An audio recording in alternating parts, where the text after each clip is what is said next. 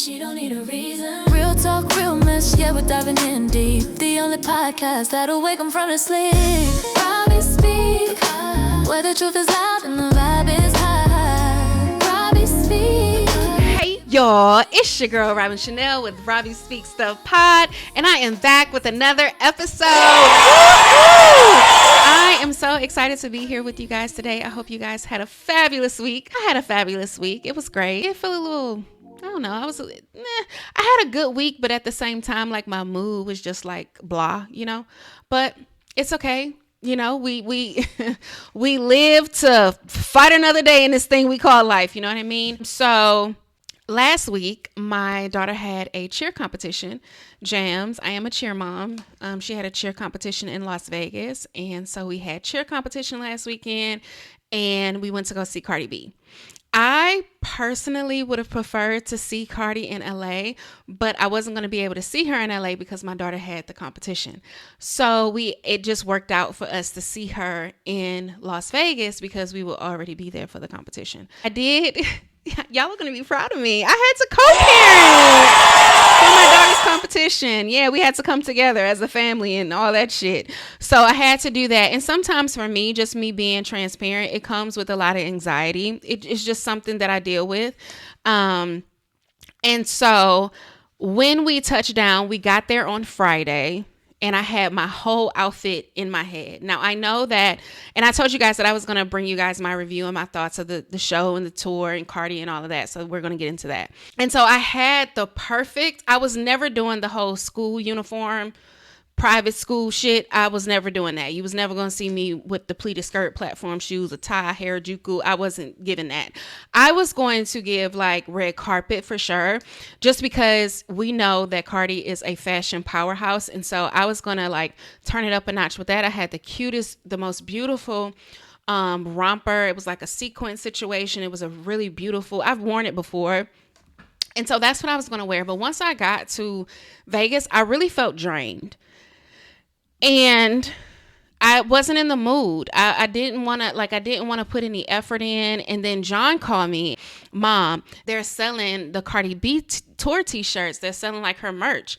Would you like a t-shirt? And I was like, absolutely. So he got me a t-shirt. I ended up wearing that. And in my mind, it's just like, once I realized that I was not going to put in the effort to like get dressed, I was like, you know what? Cardi is a real ass bitch. Give a fuck about a nigga. So am I. I'm going to go to this concert comfortable. And so I wore my tour shirt, cute little bottoms and my ones, and bitch, I on some shades, and we went at it like that. The concert started. Tip looked adorable, but me, no effort. I went comfortable, and that's it. Got there at around 7:30. An hour before the concert was supposed to start. The concert was set to start at 8:30. The thing we did was we got into the merch line. And we got merch. I got a hat. It's like a acid wash, dark black denim type of hat. It's really cute. It says The Drama on the front. And I got a magnet for my refrigerator. We got samples from like the Mugler perfume and things like that. The staff was really, really kind at the T-Mobile Arena. So shout out to them. Shout out to if those people are on Cardi team and they travel with her or they just at the arena. They were really, really kind and nice. And so we headed upstairs. I was on the second floor. I was on the third row. So it was time to get some drinks. And before she went to the bar, she was like, what do you want to drink? I said, get me the Am I the Drama cocktail. So if you guys don't know, there's a bar in these arenas, of course, and then they have a customized menu for the Little Miss Drama tour. And one of the drinks is Am I the Drama? And so she was like, you know the drink menu? Yes, I am a stan. I am not blind. Get Am I the Drama? And I think it came with a whip shot because I had like a little whipped cream situation, and it was a tequila drink mixed with something. It's red. It was really, really tasty. It was really good. In our seats, we get comfortable, and then the Grow Good commercial comes out. So you get the commercial of Grow Good, and then you start to see her, and it kind of like opens up her brain with like all the computer kind of techno shit going through her mind and things like that. It was very Beyonce coded. You can tell that Cardi went to Renaissance and Cowboy Carter and took notes, and she took great notes. I love that for her. I like that although she was inspired, seems like she was inspired by the work and the aesthetic of those tours, she brought it back and she applied it to her and she executed it to the best of her ability, and it works for her. She comes out in this leather trench. I'm not a fashionista, so I don't really know the apparel lingo, but she comes out in this trench, and then under it, she has like, it gives me Selena Bitty Bitty Bum Bum from the movie. It's just like in today's time where they added some beautiful stones to it, gave her a garter, like amped it up a bit, but it definitely gives me Bitty Bitty Bum Bum. Her costume, her wardrobe, amazing. Okay. Although I think it's time to switch that shit up. It's time to switch it up. And then too, with the theme of the show and the theme of the album, when I think of crows, I think of like transformation, rebirth, wisdom, tradition, omens of death, omens, magic, things like that. I don't know where robots play into that. And I'm just giving my honest opinion about the theme of the tour. And because like, you know, that kind of, I didn't understand where we were going with that. I would have liked for the crow thing to just stick, because that works and it makes sense, if that makes sense. Does that make sense? What also made sense was the costumes that she wore up into the robot suit. So you have this person coming out in this trench. It looks like she has something over her head from the screen, but she doesn't. And it's dark. And then you have the crows on the LED monitors just fighting each other, going through the trees and wind. All of that makes sense. And then you have, when she does Be Careful and Man of My Word and things like that, you have her in like this really beautiful blue with the veil over her head, because we know that she was married. And so in the bird cage, all of that makes sense. You lose me with the visual of the whole robotic cracking open of her head, you know, and then you lose me with wearing the robot suit. Everything made sense only in those two spaces. Is if I had to judge something, I would probably take that shit out. You know what I mean? Let's maybe Cardi, like, cause there was visuals when she was coming out with the tour that she had with the crows. I would have preferred to see that versus the robotic, like the robotic computer breaking open her head and showing her brain, and it being like robots and tech. If that makes sense. I hope that makes sense. Outside of that, amazing. Cardi B is an amazing performer. I was at the show where she fell out the chair. And we didn't give a fuck. You understand? And you can tell that she's giving her all. She's humble with it. She seems like she's so fucking grateful. I sometimes while I was there, you can tell that she's like really like nervous, and it's really refreshing to see, you know, and not being able to believe that all these people are here for you, because you're selling out arenas, and that's not easy to do. Did not like my section. I couldn't stand it. I could tell that I was not in Barty Gang, because they only knew buzzwords or hits that stick like grits. So they didn't know. High off of Molly, my breasts look like Dolly. I'm riding my nigga just like a Bugatti. Chop up the top of the car like karate. Eddie on tape, put a bracelet up on me. Shorty try to steal my style. They didn't know. Nah, I spit that other shit. Pretty motherfucker shit. Cardi B, every song platinum. Not the other bitch. Whatever you was gonna pay her, you gotta double it. Glory hole. Bitches don't know who they fuck. They don't know. Need my check, please. Need my neck freeze. This that wet pussy. Get your jet ski. They didn't know the songs. They knew motherfucking Bodak Yellow, Money. They didn't even know Taki Taki or Bongos. They knew I Like It, and they knew buzzwords. Name 5 beer songs, gonna put it to your head. You know what I mean? Bow, I'm dead. That melatonin flow putting us to, I'm doing you a favor, epic, run me my bread. Pop shit on pop bags, only thing that I do. Every time I pray, I thank God I'm not you. I'd rather die on the surgery table before I gotta walk around here looking like you. You wanna beef with me? Are you sure? Do she even got a BT? They didn't know. They didn't know Am I the Drama? And that kind of like sucked for my section, because it was quiet. My section was very monitoring fucking spirits at best, you know, or every time, you know what I mean? Because that Don Julio gonna do the trick. And then after that, they didn't know. They didn't know and for me, it's like, when I go to a concert, I want to know the words. I want to sing and rap along. Y'all be going to concerts and just sitting and just staring. That's weird to me.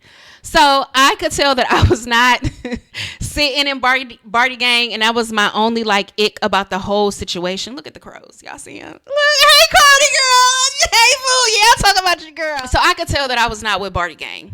And that kind of pissed me off. Because when I say me and Tip carried our section, you know what I mean? I also think imaginary players should be longer. I do. People need to hear what the fuck she's saying. That song, the way y'all sleep on imaginary players is insane. When she came out in that red number, it's time for a new color though. It's time. Don't get rid of it. We just need it in a new color. Or fuck the color. Keep the red. Do not take that red number. When she came out in that motherfucking red number, the way that baby throws that at Cardi has a body on her. You can call it botched, fucked up. Well, you can call it whatever you want. Baby, that ass. Yeah, it works. It moves like water. Absolutely. Best time. I had so much fun. I got a strip club set, a comedy show, and a concert all in one. We know that Cardi is hilarious, but in person, she's even funnier. I had the best time. The critiques that I just gave is just real light critiques.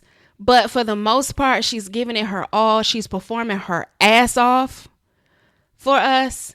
And I can appreciate that. And being as though this is her first tour, I hope her and her team are proud as fuck of her.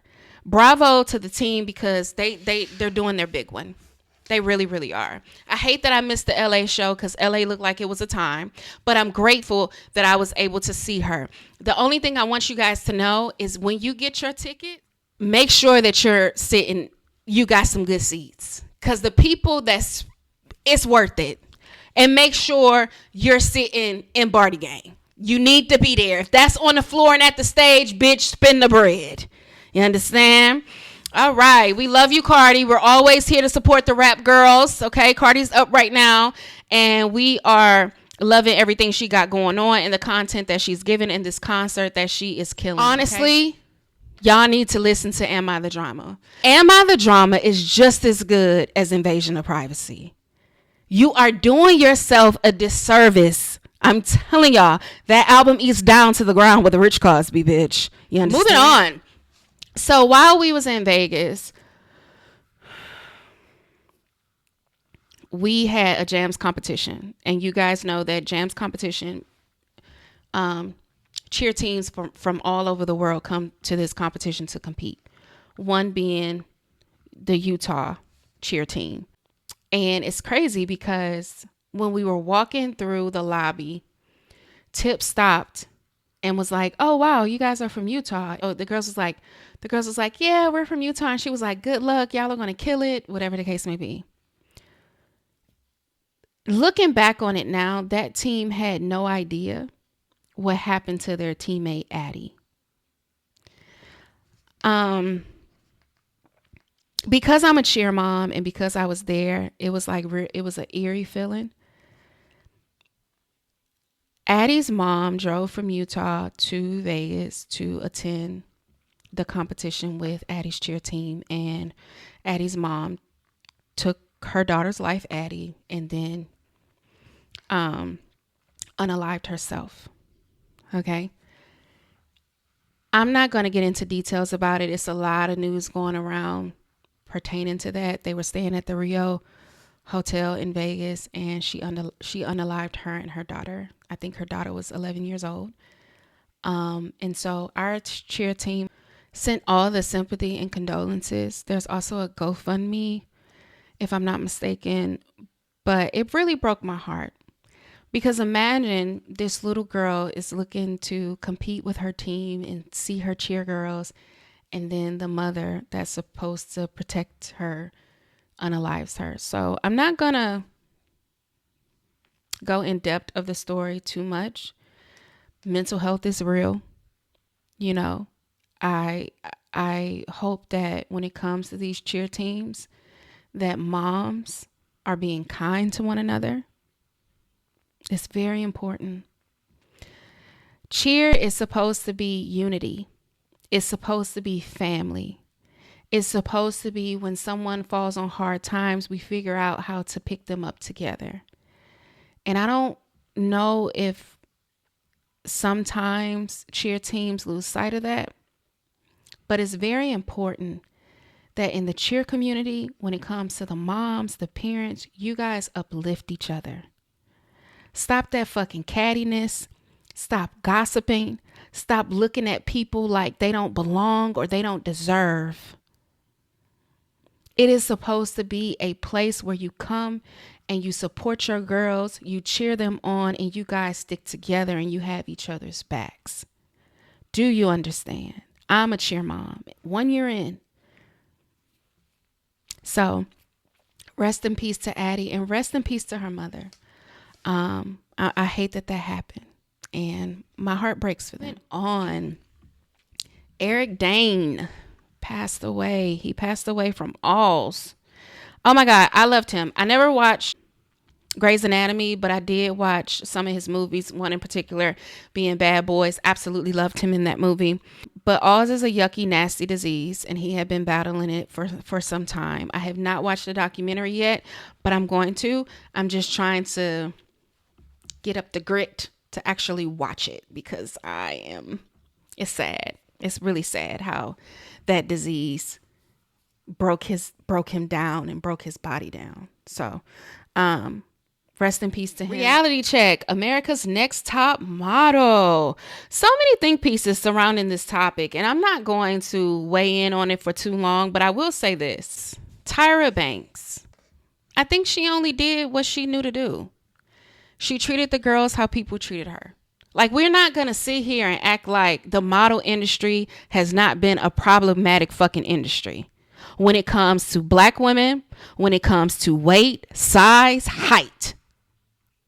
We're not going to sit here and act like that. They've been abusing bitches for decades, right? Not excusing Tyra. I did watch Reality Check, and you can tell that Tyra ain't sorry about a bitch ass thing. She's actually ready to get the next show going, which is insane to me. She didn't take accountability. She came off very disingenuous. She came off very just like, I don't know, just like, oh, you're so fake. You're fake as fuck. Her whole being on that documentary was performative. I felt like I was watching an actress. I didn't feel like I was watching somebody that was genuinely speaking from a genuine place. I didn't feel like that. I didn't feel like I was watching somebody that we needed to give grace to. The Shandy piece is unfortunate, and I have my own thoughts about that I will not share on here just because I don't have time for y'all bullshit. I will say this. Kenya, who didn't want to be touched when she was doing her photo shoot, she didn't want to be touched. She was also threatened that if she didn't continue with the photo shoot that she would be cut. Kenya was not protected at all. Okay? And that's all I'm going to say about the sexual assault that took place on that show. Justice for motherfucking Kenya. For sure. Okay? I don't think that Tyra did a good job at protecting black women. I think Tyra had to answer to a lot of big people. Tyra wanted her show, and that's what the fuck she cared about. And she was willing to step on and cross anybody that got in the way of that. You understand? So yeah, I watched it. I saw it. I think the only person that was as genuine as they could be was probably Jay Alexander, which is crazy that he had a stroke and he can't walk. And I pray for a recovery for him. But Jay Manuel, Nigel, you guys, they knew what it was. I watched it. Those are my thoughts on it. I just think that Tyra didn't do anything that the modeling industry hasn't done for years and still to this day. You know what I mean? Moving on, Donald Trump does a pop-up at ATL varsities and all you fucking bootlickers ate it up. Are these paid actors at this point? And again, who the fuck eats at the varsity in fucking Atlanta? You see how they... Donald Trump is hilarious. A fucking character. And then you niggas just around him just eating it up. He shouldn't have been able to get access in that motherfucker. Don't piss me the fuck off. Y'all won't stand for shit. Which is why you can't afford eggs right motherfucking now. Because y'all don't want to stand for shit. Moving the fuck on. In sports news, Stephen A. Smith announced that he was running for fucking president. Stephen A. Smith, I think it's rage bait at this point. Nobody wants you as a fucking president. We don't give a fuck about your political views. We do not care. We do not need a coon to lead our country. Thank you. Topic, nigga. We don't want you as no motherfucking president. Stick to sports and the courts that you used to. Flau'jae's mom came out and basically told y'all that her daughter is the end all be all and she's it, and they lost to Carolina because of the team, not because of Flau'jae. Flau'jae, I'll tell you this. I know you love your mama and that's great and all that, but fire your mother as your manager. Nah. You gotta know, see, you gotta know how to move in that shit. And at the end of the day, Flau'jae is on a team. The team lost. Flau'jae, I can't stand it. It's fucking me up. Flau'jae included. Bitch, we are a team. Your mama don't get to come out and make no statements about how she is the top draft pick. Thanks for setting me up, mom, but you just be my mama. Because you coming out here and being cocky and arrogant and all that, and it's cool, but at the same time, you don't want to stop the bags that's set for your daughter with your big ass mouth. Not everything needs a fucking response. And we all see what Flau'jae is capable of. You don't need to come out and tell us a bitch ass thing. Play the game. Win the game. All that cocky shit, that shit ain't cool. Don't nobody give a fuck about that. Her mama came out and she shouldn't have. You should have just shut the fuck up. No, y'all lost fair and motherfucking square. And quiet as it's kept, it was because of your daughter. If we really want to talk turkey, you know what I mean? Ooh, girl. Well, that's how I feel about it. I just don't feel, I feel as a mom, you got to know your place. And I don't want to fuck up no chance for my child. So I'm going to sit here and mind my manners, you know, and just support my kid. But getting on and making all these fucking statements that it wasn't because of this person, that ain't what that's not important. Play the game. Okay, moving on. Dear Robbie. We have a Dear Robbie. So if you're new here, I do a segment in my episodes called Dear Robbie, where people that watch the show or their supporters, they so happen to watch an episode and they want to participate in Dear Robbie. It's a play off the Strawberry Letter where people send in their letters, and it could be a dilemma. It could be something problematic. It could be a good thing. It could be good news. It could be bad news. It could be, it's a plethora of things that it could be. So each episode, I try to include a strawberry letter. I try to include a Dear Robbie. It's the most important part of the segment to me. It's my baby, and I really, really love it. And I appreciate the people that take the time to share their personal experiences with me to give my advice and feedback. I'm just giving you, like if I was talking to my good Judy or my friend or a family member. If you would like to participate in Dear Robbie, please email your Dear Robbie letter, and you can do it anonymously. The thing about this segment is I don't know who you are. You know who I am, right? So I don't disclose who you are. Your identity is kept confidential. Okay. So the Dear Robbie that we have, let's get into it. I'm in a relationship, a long one, years, history, comfort, routine. From the outside, it probably looks stable, maybe even happy, but I'm cheating. And the worst part, I don't even feel as guilty as I think I should. It didn't start because I wanted to be messy. It started because I felt invisible, unwanted, unseen, like I was slowly disappearing inside my own life. Then someone new came along and looked at me like I mattered again.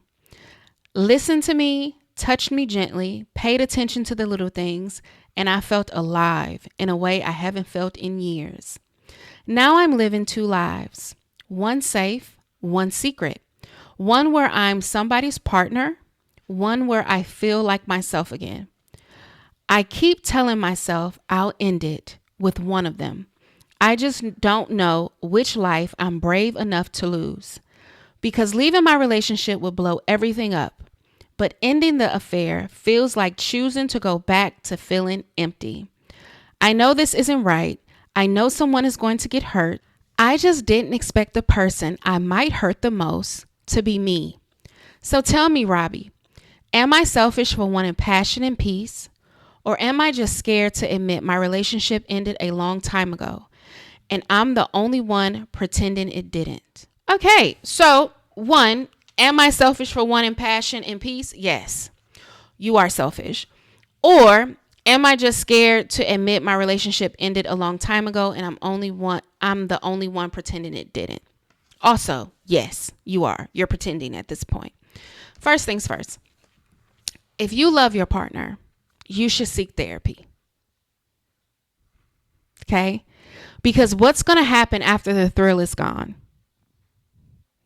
Yeah, we love the warm and fuzzies. When you meet somebody new, they say all the things you want to hear. Pillow talking, body rubbing, hunching. Everything is amazing and new. Until years go by and you see the real them. See, now it's fun because you sneaking around and you fucking on that. No, that bitch. Who knows? You know what I mean? So I'm here to tell you, like, this is a no-brainer. Are you married? You didn't disclose. So I'm going to take it as you're not married. You're in a relationship and you've been in a relationship for a long time. Therapy if you love the person and you want it to work. Give that person a chance to choose for themselves. Do not rob people blind. And the whole time you're fucking them over behind their backs. Nothing good comes of that. Nothing good comes when you play dirty. You never can win when you're dirty, honey. You never can win. People will respect you more when you're honest. Have you told your partner this? Have you said that you're not pleasing me? You're not affirming me? You're not motivating me? I feel lost. I feel unseen. Have you had these conversations? Probably not. You just out here fucking and cheating, ain't it? It's fun, for some of y'all. Yeah, it's always going to be fun until you choose that motherfucker and you get to know them. And then you do life with them day in and day out. And then you realize you fucked yourself because you wasn't honest. You can't be a cheater and expect it not to happen to you. Tell your partner how you feel. I would disclose that you're cheating at this point. If you don't want to do that and you want to save your relationship, seek therapy. If you don't want to save your relationship, tell your partner that you're cheating and you no longer want to do this. The good thing about life and people is that you are allowed to change your fucking mind if something is no longer serving you. You don't have the right to play with people and fuck people over behind their backs. That's not nice. That's not kind. That's not fair. And you're robbing somebody that. You're robbing your partner of something real and something true when you cheat because you don't have to. So if you love this person, stop, seek therapy, and focus on your relationship and be open and honest with your partner. If this motherfucker is rocking your world and you see a future with them and you don't have it for your partner anymore, understand the backlash that comes along with doing that. Karma is real. Also be honest and tell your partner. You need to tell him anyway, whether or not what it goes, how it goes. I don't know if therapy's going to be there if you say cheating first. I think maybe if you want to keep the relationship, lead with therapy. Some shit, bitch, you got to take to your grave. I know it's fucked up, but bitch, if you want this nigga, therapy. And then you need to back up. Hey, this is why I think we should do therapy because this is the way I'm feeling. But if you ready to explore something new, then bitch, you know what I mean? and go see what that's about. Good luck with that. I really hope that something good comes out of that. But you got to figure that out. You got to figure that out because what you're doing is wrong. It is, you know.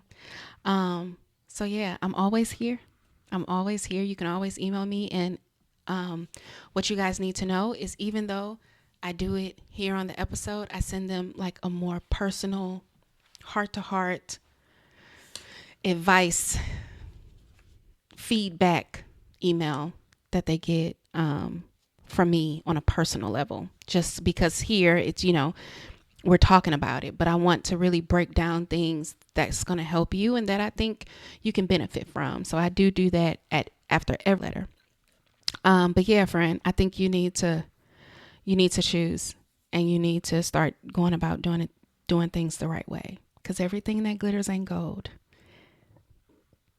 Those butterflies aren't going to last forever. And who knows, they might, you know, but you wouldn't want nobody doing what you're doing to your partner. You wouldn't want your partner to do that to you. So do the right thing. All right. Okay. That concludes this episode. Y'all know we can't stay here long. I have shit to do and an ass to throw in a motherfucking circle. Be sure to follow the podcast on Apple, iHeartRadio, Spotify. Also, subscribe here on YouTube. I love you guys. Do not forget to give this video a thumbs up. Share it. Be sure to leave me a comment below. I hope you guys have an amazing week, and I'll talk to you guys soon. Always remember, you're celebrated here. Bye. Where the truth is loud and the vibe is high.